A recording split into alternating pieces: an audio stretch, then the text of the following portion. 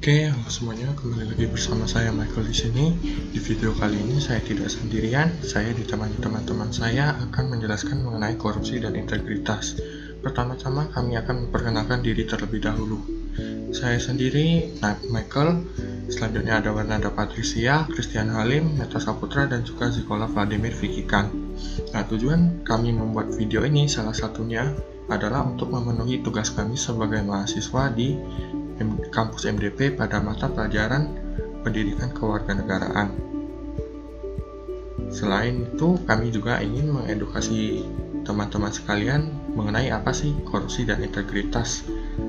Dan tidak lupa kami akan menjelaskan satu kasus nanti di akhir video oleh Meta Saputra dengan kasus korupsi EKTP di Indonesia. Tanpa berlama-lama, kita mulai videonya.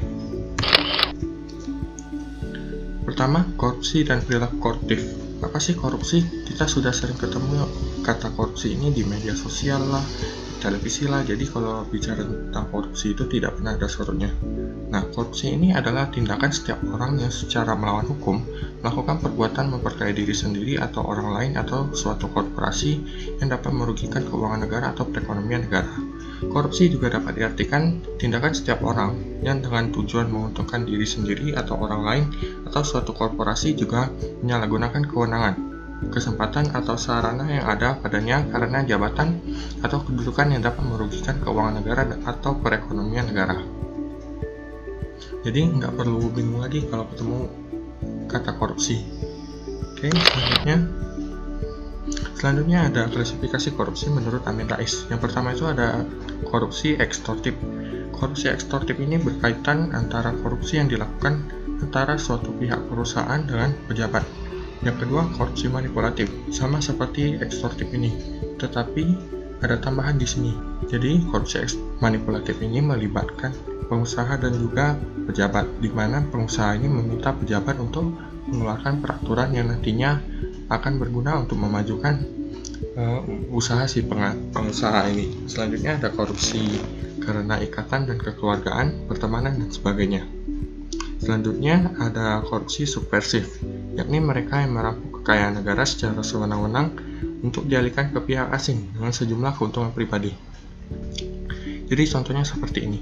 Seseorang itu melakukan korupsi, uang hasil korupsinya ini akan diinvestasikan ke pihak asing, yang dimana nantinya keuntungan dari hasil investasi ini akan dinikmati untuk memperkaya diri sendiri. Selanjutnya ada bentuk dan perbuatan korupsi. Yang pertama ada merugikan negara. Contohnya itu seperti ini. Negara itu sudah menyiapkan anggaran untuk melakukan pembangunan di suatu negara, tapi dikorupsi untuk memperkaya diri sendiri. Jadi itu merupakan kegiatan korupsi. Yang kedua, suap menyuap. Sudah biasa terjadi di Indonesia. Contohnya itu pengendara yang di stop polisi karena melanggar peraturan lalu lintas. Karena tidak mau ditilang, pengendara ini melakukan tindak penyuapan dalam bentuk uang damai, biasa orang sebut. Nah, uang damai ini akan membebaskan dia dari penilangan. Selanjutnya ada pemerasan. Pemerasan ini untuk memperkaya diri sendiri karena adanya kekuasaan. Selanjutnya perbuatan curang. Nah, kalau kita mahasiswa itu biasanya kayak males-males, buang-buang waktu untuk nunda-nunda pekerjaan kayak gitu. Nah, itu juga termasuk korupsi waktu namanya. Yang bentuk berikutnya ada benturan kepentingan dalam pengadaan. Yang terakhir ada gratifikasi. Gratifikasi ini terkait dengan pejabat, di mana sesama pejabat itu memberikan hadiah yang dalam tanda kutip itu berlebihan. Jadi patut untuk dicurigai.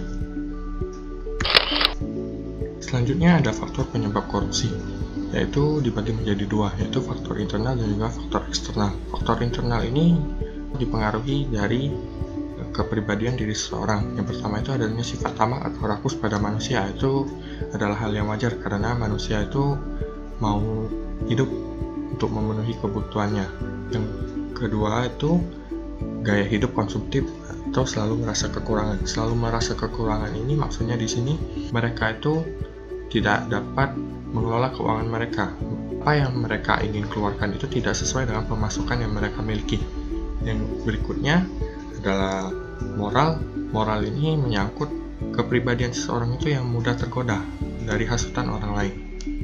Nah, untuk faktor internal sendiri, seharusnya bila seseorang itu memiliki integritas, maka ia tidak akan mudah untuk tergoda untuk melakukan korupsi ini. Selanjutnya ada faktor eksternal. Faktor eksternal ini menyangkut aspek sosial dan politik. Ini menyangkut dengan lingkungan seseorang tersebut, baik dalam pertemanan, usaha, bisnis, dan juga lainnya. Selanjutnya ada aspek hukum. Aspek hukum ini menyangkut hukum di suatu negara untuk yang mengatur tentang tindak pidana korupsi ini tidak memberikan efek jerah kepada para koruptor, sehingga menyebabkan orang itu berani untuk melakukan korupsi di negara tersebut.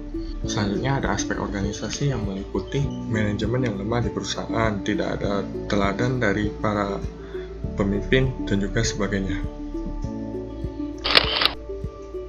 Selanjutnya ada unsur-unsur tindak pidana korupsi sebagaimana dimaksud dalam Undang-Undang Nomor 31 Tahun 1999 yang akan dijelaskan oleh teman saya Zikola. Baiklah, saya akan menjelaskan unsur-unsur tindak pidana korupsi sebagaimana dimaksud dalam UU Nomor 31 Tahun 1999. Yang pertama, pelaku atau subjek sesuai dengan pasal 2 ayat 1 dan dapat dihubungkan juga dengan pasal 20 ayat 1 sampai 7, yaitu 1. Dalam hal tindak pidana korupsi oleh atau atas suatu korporasi, maka tuntutan dan penjatuhan pidana dapat dilakukan terhadap korporasi atau pengurusnya. 2. Tindak pidana korupsi dilakukan oleh korporasi apabila tindak pidana tersebut dilakukan oleh orang-orang baik berdasarkan hubungan kerja maupun berdasarkan hubungan lain. Yang ketiga, dalam hal tuntutan pidana dilakukan terhadap suatu korporasi, maka korporasi tersebut diwakili oleh pengurus. Yang keempat, pengurus yang mewakili korporasi sebagaimana dimaksud dalam ayat 3 di atas dapat diwakili orang lain. Yang kelima, hakim dapat memerintah supaya pengurus korporasi menghadapi sendiri di pengadilan dan dapat pula memerintah supaya pengurus tersebut dibawa ke sidang pengadilan. Yang keenam, dalam hal tuntutan pidana dilakukan terhadap korporasi, maka panggilan untuk menghadap dan penyerahan surat panggilan tersebut disampaikan kepada pengurus di tempat tinggal pengurus atau di tempat pengurus berkantor. Dan yang terakhir, pidana pokok yang dapat dijatuhkan terhadap korporasi hanya pidana denda dengan ketentuan maksimum pidana ditambah sepertiga. Lalu yang kedua, melawan hukum baik formil maupun material. Bagi sebagian orang, formil dan material itu agak sedikit awam. Untuk itu akan saya jelaskan. Formil itu berarti bahwa suatu perbuatan dilarang dan diancam dengan hukuman oleh undang-undang. Jadi, kalau secara formil itu perbuatan itu emang sudah diatur oleh undang-undang dan dilarang dan akan dikenakan sanksi jika melanggarnya. Sedangkan material yaitu suatu perbuatan yang mungkin belum ada di undang-undang atau tidak tegas hukumnya. Jadi material itu kayak norma-norma yang berlaku di masyarakat itu kan nggak diatur oleh undang-undang Indonesia kita. Nah, jadi cuman sebatas di daerah tersebut. Yang ketiga, memperkaya diri sendiri orang lain atau korporasi. Contoh tindakannya tuh penggelapan dalam jabatan. Jadi menggunakan jabatan untuk memperkaya diri sendiri atau orang lain dengan menyuap. Yang keempat, dapat merugikan keuangan atau perekonomian negara. Jika seseorang melakukan korupsi, maka ekonomi akan bertumbuh secara lambat. Saya berikan analogi kayak gini. Uang negara dipakai untuk memperkaya diri sendiri, sedangkan uang negara itu bisa dialokasikan untuk pembangunan infrastruktur. Jika tidak ada infrastruktur, maka pengiriman bahan akan menjadi lambat. Bayangkan aja jika satu kali pengiriman delaynya sampai 2 hari, 10 kali pengiriman bisa 20 hari. Hal ini dapat mengurangi pemasukan negara. Dan yang terakhir yaitu dalam hal tindak pidana korupsi sebagaimana dimaksud dalam ayat 2 dilakukan dalam keadaan tertentu, pidana dapat dijatuhkan hukuman mati atau minimal hukuman yang didapat untuk pidana korupsi yaitu 4 tahun penjara. Untuk selanjutnya akan dijelaskan oleh Christian Halip. Saya akan melanjutkan risiko tentang upaya pemberantasan tindak pidana korupsi di Indonesia. Peraturan perundangan di Indonesia tentang pemberantasan tindak pidana korupsi Perundangan yang mengatur tentang tindak pidana korupsi sebenarnya sudah diatur dalam Kitab Undang-Undang Hukum Pidana.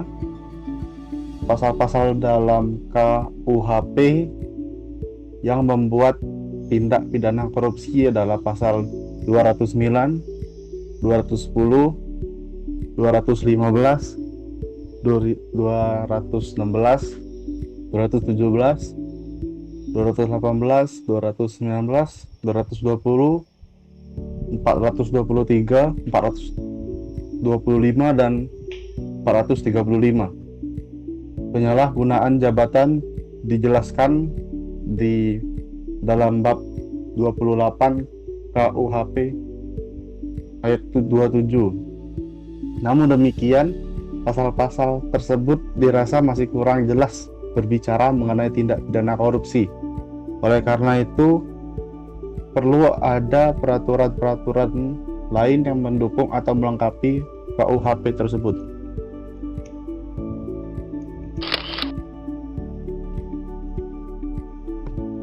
Peraturan Pemberantasan Korupsi Penguasa Perang Pusat Nomor PRT Perdu 013 tahun 1950, UU nomor 24, UU nomor 23, TAP MPR nomor 11, MPR tahun 98, UU nomor 28 tahun 99 tentang penyelenggaraan negara yang bersih dan bebas korupsi, kolusi, dan nepotisme.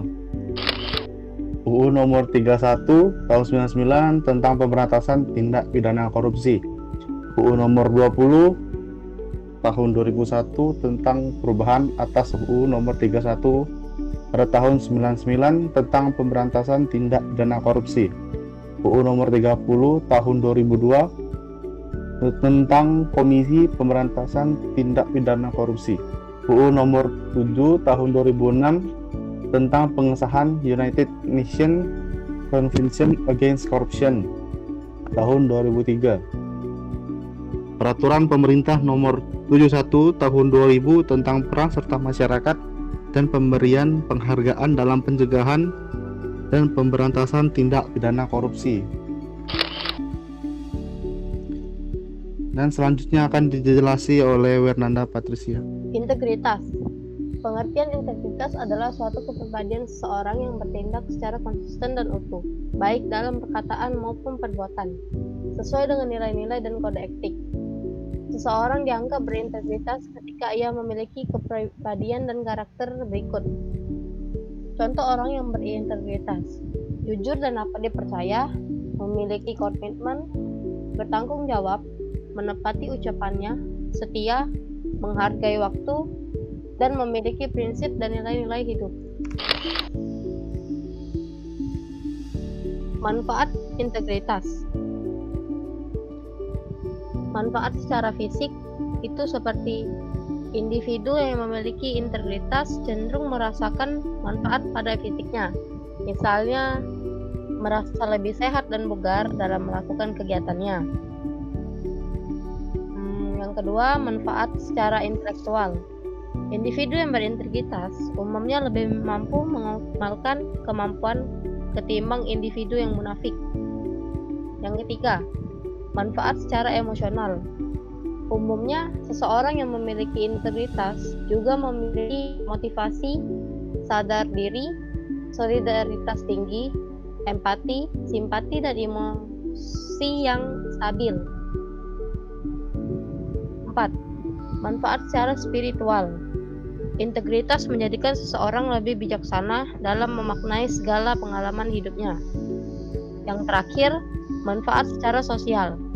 Integritas dalam seseorang membuatnya lebih mudah dalam menjalin hubungan baik dengan orang lain dan dalam melakukan kerjasama di masyarakat. Selanjutnya, dua fungsi utama integritas. Yang pertama, fungsi kognitif. Dalam hal ini, fungsi kognitif integritas mencakup kecerdasan moral dan wawasan diri. Dan wawasan diri itu meliputi pengetahuan diri dan refleksi diri. Nah, dari penjelasan itu, dapat dijelaskan bahwa fungsi kognitif integritas adalah untuk memelihara moral seseorang dan mendorong orang tersebut untuk memiliki pengetahuan yang luas. Yang kedua, fungsi afektif. Fungsi afektif mencakup hati nurani dan harga diri. Sehingga fungsi afektif integritas adalah untuk menjaga nurani manusia agar tetap memiliki hati dan perasaan sebagai manusia. Oke, selanjutnya akan dijelaskan oleh teman saya, Meta Saputra. Baiklah, sebelumnya tadi teman-teman saya sudah menjelaskan sedikit mengenai korupsi dan integritas. Nah, korupsi ini terjadi karena adanya kesempatan yang dimiliki pemegang otoritas namun tidak dilandasi dengan integritas. Padahal, integritas ini merupakan kunci penting yang mengendalikan sikap dan perilaku manusia. Pada posisi ini, integritas menjadi poin penting yang harus dimiliki oleh setiap pejabat publik apabila kita ingin efektif dalam memberantas praktek korupsi. Sebagai mahasiswa, korupsi waktu dianggap sebagai sesuatu yang lumrah. Misalnya, datang terlambat atau titip presensi ketika berhalangan hadir. Tak hanya mahasiswa, dosen dan sivitas akademika yang melakukan pelayanan di kampus pun kerap melakukan praktik korupsi waktu.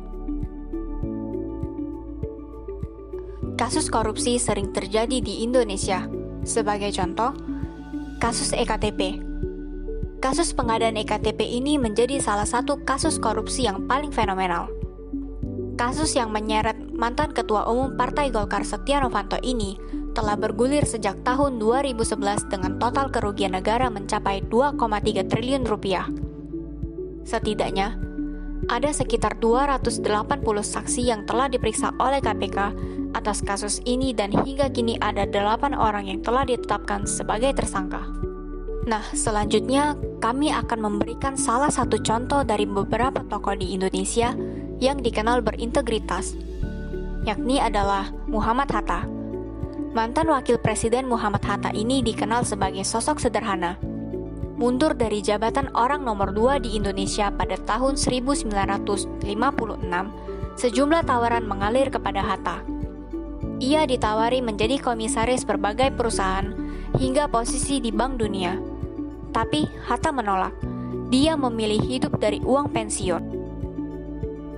Sekian untuk video kali ini. Bila ada salah kata, kami mengucapkan minta maaf. Jangan lupa untuk klik like, komen, dan juga subscribe. Terima kasih dan sampai berjumpa di video selanjutnya.